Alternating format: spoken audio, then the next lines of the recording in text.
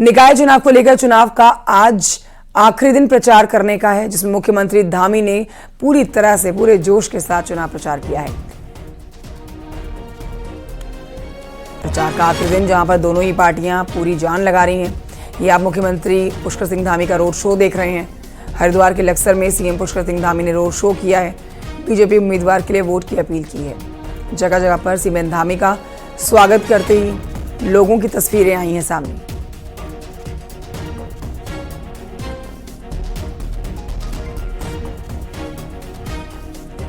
बढ़ते हैं आगे, आपको बताते हैं हरिद्वार से पहले सीएम पुष्कर सिंह धामी ने रुड़की में रोड शो किया था। ये उनका पहला आज का रोड शो था।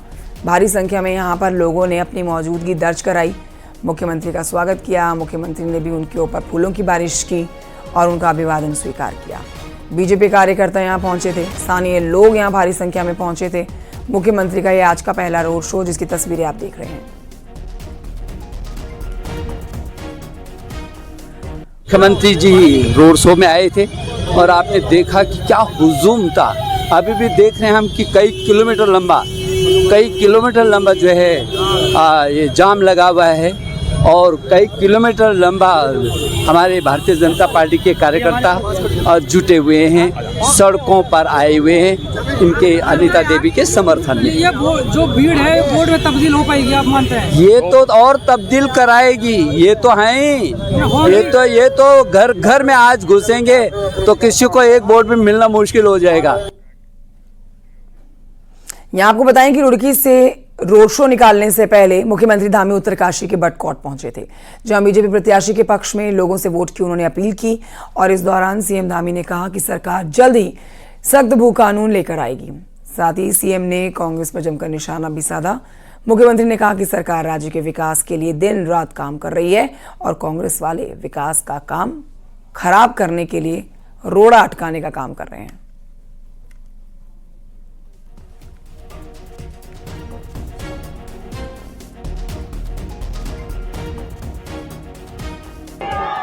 हम जन भावनाओं के अनुरूप एक सख्त भू कानून भी बनाकर राज्य के मूल स्वरूप के साथ खिलवाड़ करने वालों के खिलाफ कड़ी कार्रवाई सुनिश्चित करेंगे। इसके लिए भी प्रक्रिया इस समय गतिमान है। इसके साथ ही आप जानते थे यहाँ नकल माफिया किस प्रकार से हावी रहे हैं, किस प्रकार से नकल माफियाओं का यहाँ पर शिकंजा था, किस प्रकार का जाल फैला हुआ था। भाइयों बहनों, इन नकल माफियाओं की कमर तोड़ने का काम, इन नकल माफियाओं को जेल की सलाखों के पीछे भेजने का काम भी आपकी सरकार ने किया है। भाइयों बहनों, उसी का परिणाम हुआ है कि पिछले 3 सालों में 19,000 से भी ज्यादा नौकरियां हम आज हमारे नौजवान युवाओं को देने में हमने सफलता प्राप्त की है। ये इस बात का सबूत है कि हम जो कहते हैं वो करते हैं। भाइयों बहनों, भाजपा है जो प्रदेश के समग्र विकास के लिए दिन रात काम कर रही है। हम लोग दिन रात काम कर रहे हैं। भाइयों बहनों, लगातार राज्य को आगे बढ़ाने के लिए अपना हर पल और हर क्षण राज्य को समर्पित करते हुए हम काम कर रहे हैं। वहीं दूसरी ओर कांग्रेस है जो हमेशा हमारे विकास के कामों में रोड़ा बनती है, हमेशा हमारी जन कल्याणकारी जो नीतियां हैं उनका विरोध करती हैं।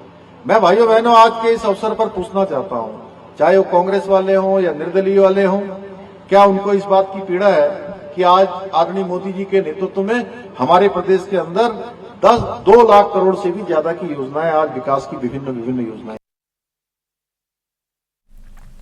निकाय चुनाव प्रचार का आज आखिरी दिन है। आज शाम 5 बजे चुनावी शोर थम जाएगा, जिस पर आप ये जानकारी लीजिए कि आज चुनाव प्रचार की कमान मुख्यमंत्री पुष्कर सिंह धामी ने पूरी तरह से संभाल रखी है। पार्टी के नेताओं के लिए, पार्टी के कैंडिडेट्स के लिए प्रचार वो कर रहे हैं, लेकिन दूसरी तरफ कांग्रेस भी आज पूरी ताकत के साथ प्रचार कर रही है और लेकिन निर्दलीय उम्मीदवार भी अपनी पूरी ताकत लगा रहे हैं।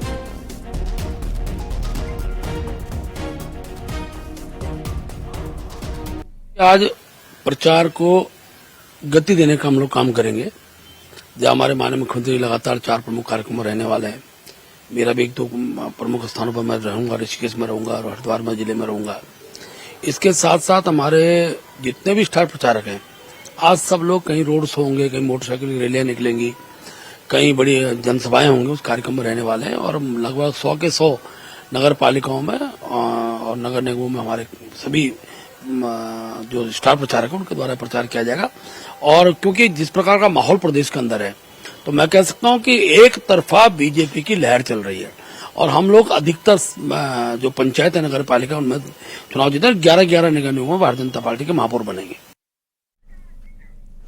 निकाय चुनाव के प्रचार के आखिरी दिन कांग्रेस ने भी पूरी ताकत लगा रखी है। अल्मोड़ा में कांग्रेस ने रैली निकाली और जनता से वोट की अपील की। रैली में विधायक मनोज तिवारी, पूर्व स्पीकर गोविंद सिंह कुंजवाल, पूर्व सांसद प्रदीप टमटा और भारी संख्या में कांग्रेस के समर्थक मौजूद रहे।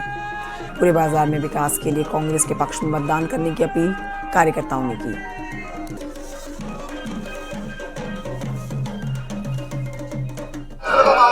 देखिए, आप देख रहे हैं कि कितना कैसा माहौल है। लोगों के अंदर एक जुनून है, कांग्रेस के प्रति आस्था है, भैरव गोसाई के प्रति, और जीत निश्चित है हमारी।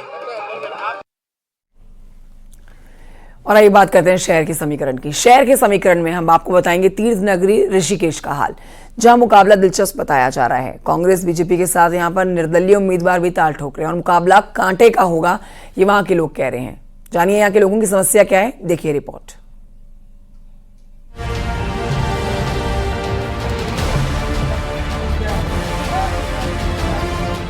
तीर्थ नगरी ऋषिकेश में साल भर तीर्थ यात्रियों का जमावड़ा लगा रहता है। इसके साथ ही यहाँ की गंगा आरती देखने के लिए भी श्रद्धालु आते हैं।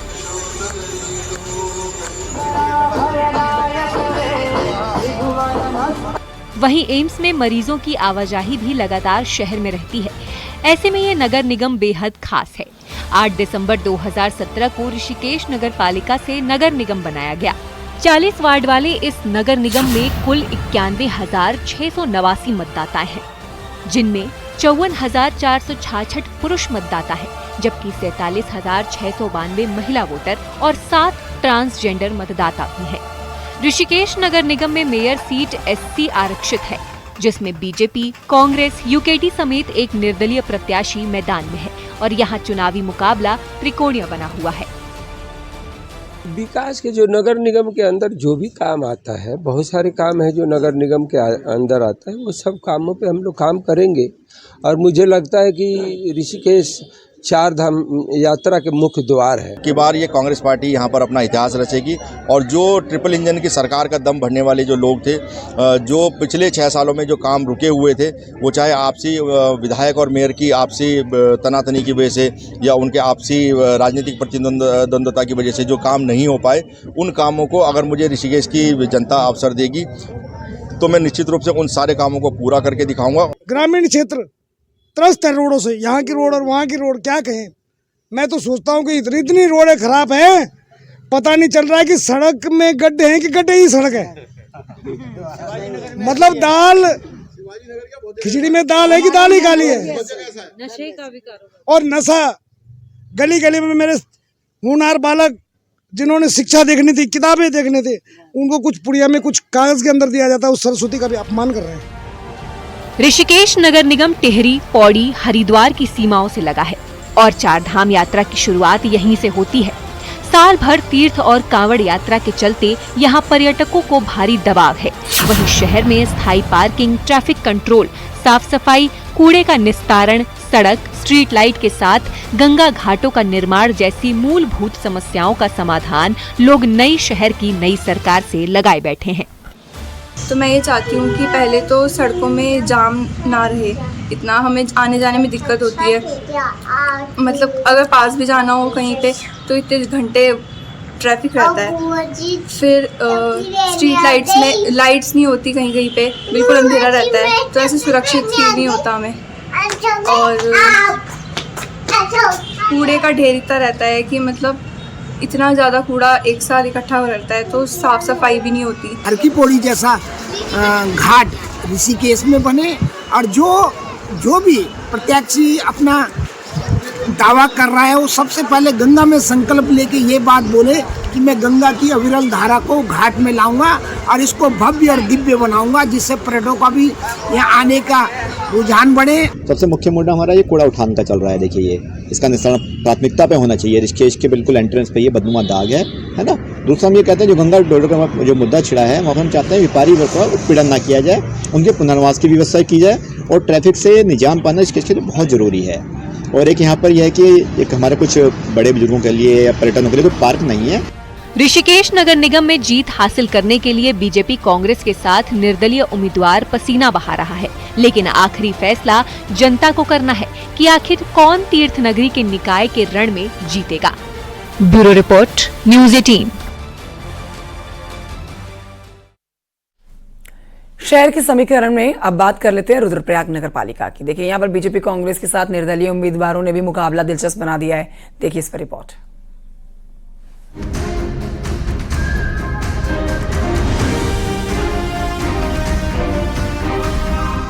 13,000 से ज्यादा की जनसंख्या वाले रुद्रप्रयाग नगर पालिका में कुल 7 वार्ड और 7,837 मतदाता हैं, जिसमें ब्राह्मण और ठाकुर मतदाता सबसे ज्यादा है, जिनमें 4,199 पुरुष वोटर हैं, जबकि 3,638 महिला मतदाता हैं।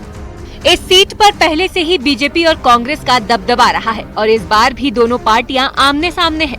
हालांकि इस सीट पर 2 अन्य निर्दलीय भी मैदान है, जिसमें एक कांग्रेस का बागी है और जो सीधे कांग्रेस को नुकसान पहुंचा रहे हैं। आपको पता होना चाहिए कि केंद्र में बीजेपी की सरकार है और राज्य में बीजेपी की सरकार है, और यहाँ पर भारतीय जनता पार्टी का नगर पालिका अध्यक्ष बनता है, तो रुद्रप्रयाग का चौमुखी विकास होगा। क्योंकि पिछली बार आपने देखा होगा कि यहाँ पर जो कांग्रेस के अध्यक्ष थे, तो यहाँ पर विकास नहीं हो पाया। मुझे अब अपनी प्यारी जनता का ममतामयी मातृ शक्ति का मिल रहा है। मुझे पूर्ण उम्मीद है कि रुद्रप्रयाग की समस्त जनता ने जो मेरे पर विश्वास जताया, मैं उनके हर कार्य, जो भी समस्या होगी उस पर खरा उतरने का मैं दिन रात प्रयास करता रहूँगा। चुनाव लड़ रहे प्रत्याशी जनता के बीच जाकर जनता से विकास के वादे कर रहे हैं, लेकिन क्षेत्रीय जनता भी पार्किंग की समस्या, सफाई की बेहतर व्यवस्था, गुलाब राय खेल मैदान की बदहाली और आवारा पशुओं की बढ़ती समस्या जैसे मुद्दों पर मुखर है, और उनका कहना है कि जो प्रत्याशी जन समस्याओं को निपटाने का दम रखता होगा, उसके हक में यहाँ की जनता फैसला करेगी। यात्रा सीजन में जो है यहाँ पर अंदर गाड़ियाँ जो है बड़ी दिक्कत होती है। यहाँ पर बहुत होटल वाले, लॉज वाले जो है सब खाली रहते हैं, बाईपास गाड़ियाँ निकल जाती, प्रशासन बोलता है कि अंदर जगह नहीं है। ये बहुत सारी समस्याएं हैं। नालियाँ हैं, रोड, ये स्वच्छता पे है, और जो हमारी पहली प्राथमिकता मूलभूत आवश्यकताओं को दी गई है, उन कार्यों को पूर्ण करने की कोशिश करेंगे। जो नई उमंग वाला कैंडिडेट होना चाहिए, जो कि हर समाज को लेकर अपनी नई सोच को लेकर चले। अब देखना दिलचस्प होगा कि बीजेपी और कांग्रेस की आमने सामने की इस टक्कर में कौन बाजी मारता है, और देखना होगा कि रुद्रप्रयाग के मतदाता आखिर किस पर अपना विश्वास जताते हैं। न्यूज़ 18 के लिए रुद्रप्रयाग से संदीप प्रसाद की रिपोर्ट।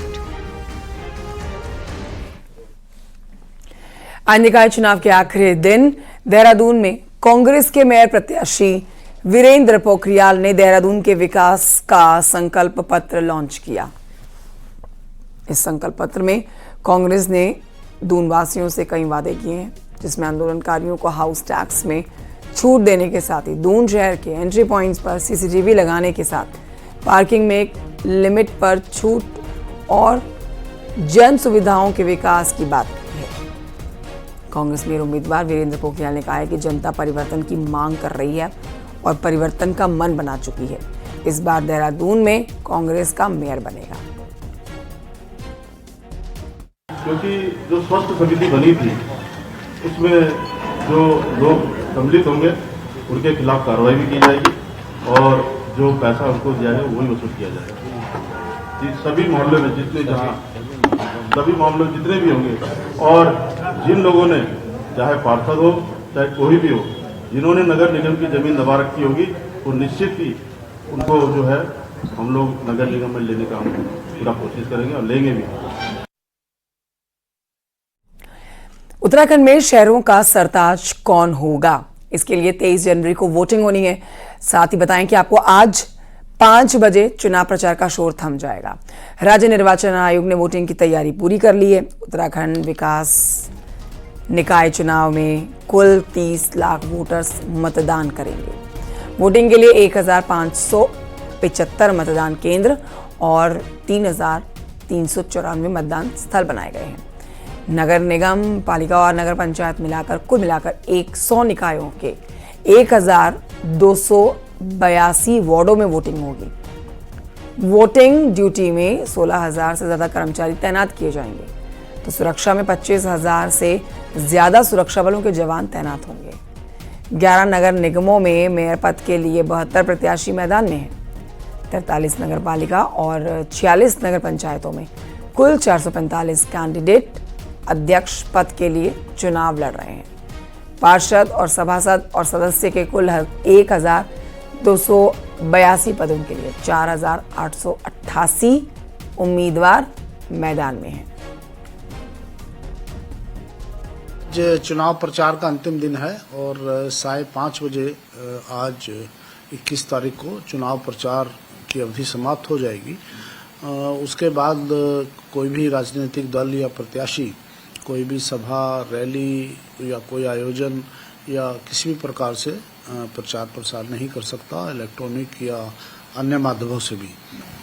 प्रदेश में जो 100 निकाय हैं, 100 नागर निकाय हैं, उनमें निर्वाचन की प्रक्रिया गतिमान है।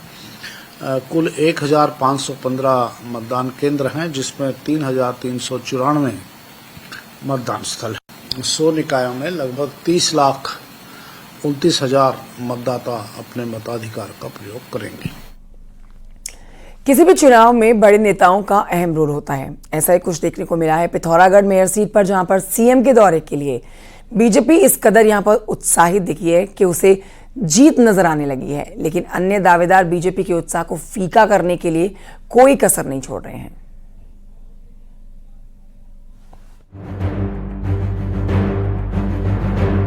पिथौरागढ़ नगर पालिका इस बार निगम में तब्दील हुई है। ऐसे में शहर का पहला मेयर बनने की चाह हर उम्मीदवार पाले बैठा है।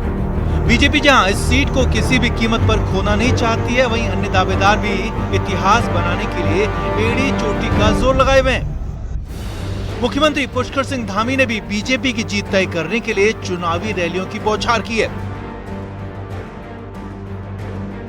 रैली से बीजेपी वर्कर खासे उत्साहित नजर आ रहे हैं। पार्टी उम्मीदवार की माने तो सीएम के दौरे से कमल की चुनावी राह बेहद आसान हो गई है। पूरा सबका सहयोग हमारे साथ है और इवन अब तो मुझे लगता है कि हमारे पिथौरागढ़ की जनता को भी लगता होगा कि जब मुख्यमंत्री जी हमारे साथ आए हैं, हमें सहयोग देने आए हैं, तो उन्हें भी पिथौरागढ़ में विकास की जो लहर होगी वो बढ़े हुए दिखेगी। पिथौरागढ़ मेयर सीट पर कुल 8 महिला उम्मीदवार मैदान में। पहले यहां बीजेपी कांग्रेस में ही मुकाबला रहता था, लेकिन इस बार विधायक मयूख मेहर ने मोनिका मेहर को निर्दलीय मैदान में उतारा है। बदले हालात में यहां चुनाव काफी रोचक हो गया। कांग्रेस भी इस सीट पर काबिज होने के लिए दिन रात एक किए हुए। हालात ये हैं कि बागियों ने कांग्रेस और बीजेपी दोनों के इस समीकरणों को खासा प्रभावित किया है। फिर भी कांग्रेस को जीत की पूरी उम्मीद है। ये बात तो हर समय होती है। बड़े बड़े नेता आते हैं, मुख्यमंत्री जी आते हैं, मोदी जी आते हैं, बड़ी बड़ी बातें करके चले जाते हैं, लेकिन होता कुछ भी नहीं है। ये दौरा बिल्कुल निराशाजनक रहा है और कांग्रेस पार्टी जीत रही है। पिथौरागढ़ मेयर सीट का चुनावी ऊंट किस करवट बैठेगा ये कोई नहीं जानता, लेकिन चुनाव के अंतिम दिनों में मुकाबले में शामिल सभी उम्मीदवारों ने पूरा जोर लगा दिया है। न्यूज़ 18 के लिए पिथौरागढ़ से विजय वर्धन उप्रेती की रिपोर्ट। हरिद्वार से खबर, जहां पर सीएम धामी ने कांग्रेस पर बड़ा हमला बोला है। सीएम धामी ने कहा है कि कांग्रेस झूठ और भ्रम फैलाने की राजनीति करती है। कांग्रेस के पास कोई मुद्दा नहीं है और वो राज्य में हो रहे विकास कामों में रोड़ा अटकाने का काम करती है।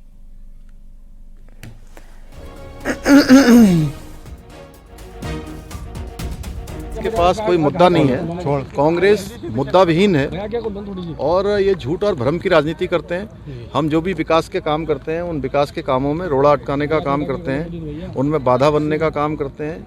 देश के अंदर भी इन्होंने झूठ बोलकर लोगों को भरमाने का काम किया। देश की जनता ने इनको नकारा। मोदी जी देश के तीसरी बार प्रधानमंत्री बने। हरियाणा, महाराष्ट्र के चुनाव हुए, वहाँ भी झूठ और पाखंड की राजनीति करी, वहाँ भी जनता ने इनको नकारा है। उत्तराखंड में अब जब नगर निगम के चुनाव हो रहे हैं तो कहीं पर जो है ये कहते हैं मलिन बस्तियों में जाकर कि हम मलिन बस्तियों को हटा देंगे, एनजीटी का ऑर्डर आ गया है। हमने कह दिया कोई बस्ती नहीं हटेगी। किसी को हमने उजाड़ने पर विश्वास नहीं करते हैं, हम सबको बसाने पर विश्वास करते हैं। इसी प्रकार से हरिद्वार और ऋषिकेश में जो गंगा का कॉरिडोर बना रहे हैं, हम यहाँ की अच्छी सुंदरता हो, यहाँ पर्यटन और बड़े आस्था श्रद्धा के जो लोग भक्तगण आते हैं उनको सुविधा मिले, यहाँ के व्यापारियों को सुविधा मिले, उनका व्यापार बढ़े। इसके लिए हम गंगा का कॉरिडोर बना रहे हैं। किसी को उजाड़ने जैसी बात कुछ नहीं है, किसी को तोड़फोड़ जैसी कोई बात नहीं है। हमारा तो ये मानना है कि विकास भी हो और विरासत भी हमारी बची रहे, इसलिए ये सब झूठ प्रोपोगेंडा इनका चलने वाला नहीं है। हरिद्वार हो, देहरादून हो, रुद्रपुर हो, वहाँ भी झूठ की राजनीति कर रहे हैं। सब जगह पर भारतीय जनता पार्टी का कमल खिलने वाला है, ट्रिपल इंजन की सरकार बनने वाली। उत्तराखंड में 26 जनवरी से यूनिफॉर्म सिविल कोड लागू होने की पूरी तैयारी की जा रही है। सोमवार को यूसीसी नियमावली को कैबिनेट की मंजूरी मिल रही, आखिरी औपचारिकता भी पूरी कर ली जाएगी। देखिए रिपोर्ट।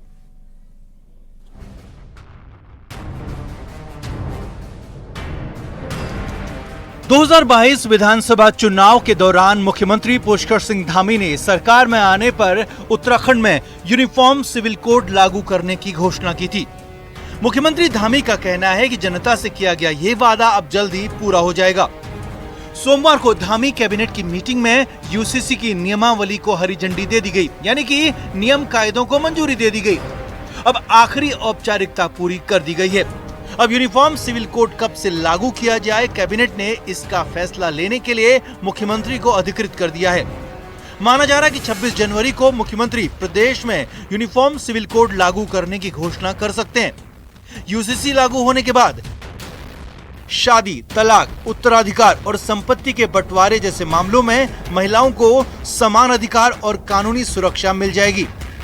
शादियों के रजिस्ट्रेशन का एक केंद्रीकृत डेटाबेस होगा, जिससे विवाह से संबंधित धोखाधड़ी और बहुविवाह की घटनाओं में कमी आएगी। लिव इन रिलेशनशिप कानून के दायरे में होगी, इसका रजिस्ट्रेशन अनिवार्य होगा। लिव इन रिलेशन से पैदा हुए बच्चों के अधिकारों को कानूनी संरक्षण मिल जाएगा। हम यूसीसी का विधेयक लेकर आए और उस पर सभी ड्राफ्ट कमेटी ने ड्राफ्ट बनाया, विधेयक पास हुआ, राष्ट्रपति महोदय की मंजूरी मिल गई, एक्ट बन गया। एक्ट बनने के बाद प्रशिक्षण की जो प्रक्रिया है वह भी हमारी लगभग पूरी हो गई है। मंत्रिमंडल में इस बात पर हमने चर्चा करी है कि जल्दी से जल्दी हम उसका डेटों का, चूंकि सारी तैयारी होने के बाद, क्योंकि भारतवर्ष में सबसे पहले यूसीसी लागू करने वाला राज्य देवभूमि उत्तराखंड बनने जा रहा है, तो सभी चीजों की समीक्षा करने के बाद हम जल्दी ही डेटों का ऐलान करेंगे। सर, नियमावली पर मंजूरी मिल गई है? हाँ, नियमावली पर सारी चर्चा हो गई है। बड़ा चेंज देखेंगे आप, क्योंकि पूरे देश का इंतजार है। बड़ा चेंज होगा और सरलीकरण की प्रक्रिया होगी। देवभूमि उत्तराखंड से गंगोत्री निकलेगी और पूरे देश में जाएगी। सभी को उत्सुकता है कि यूसीसी का क्या होने वाला है, कब होने वाला है, कैसे होने वाला है, तो उस नियमावली को माननीय मंत्रिमंडल ने स्वीकृति प्रदान की है और उसके लिए माननीय मुख्यमंत्री जी को अधिकृत किया है कि वो कब उसको लागू करेंगे, इसके लिए उनको अधिकृत किया गया। तो मैं समझता हूं कि बहुत जल्द मेरा उत्तराखंड, यानी हमारा उत्तराखंड, वो राज्य बनेगा जो देश का पहला होगा जहां पे यूसीसी लागू होगा। यानी जनवरी महीने का बचा हुआ 1.5 हफ्ता उत्तराखंड के लिए बेहद महत्वपूर्ण होने जा रहा है। 25 जनवरी को चुनाव नतीजे आते ही शहरों की सरकार गठित हो जाएगी। इसके अगले दिन 26 जनवरी को यूनिफॉर्म सिविल कोड का ऐलान होगा, तो वहीं 28 जनवरी को प्रधानमंत्री नरेंद्र मोदी देवभूमि में होंगे और नेशनल गेम्स का रंगारंग आगाज करेंगे। देहरादून से न्यूज 18 के लिए सुनील नवप्रभात की रिपोर्ट। चलिए बढ़ते हैं आगे और आपको बताते हैं कि यूनिफॉर्म सिविल कोड को लेकर उत्तराखंड में कब क्या हुआ है। सबसे पहले आप जानिए कि यूसीसी का ड्राफ्ट तैयार करने के लिए 27 मई 2022 की तारीख थी। यूसीसी ड्राफ्ट बनने के लिए यहां पर एक्सपर्ट कमेटी का गठन किया गया था। समिति ने 2 फरवरी 2024 को राज्य सरकार को अपनी रिपोर्ट सौंपी थी। 8 मार्च 2024 को यूसीसी का विधेयक राज्य विधानसभा में पास हुआ था। 12 मार्च 2024 को इस विधेयक को राष्ट्रपति की तरफ से मंजूरी मिली थी। अब जल्द ही देखिए यूसीसी राज्य में लागू होने जा रहा है और जो सोर्सेज बता रहे हैं उसके मुताबिक 26 जनवरी को ही लागू हो सकता है यूसीसी।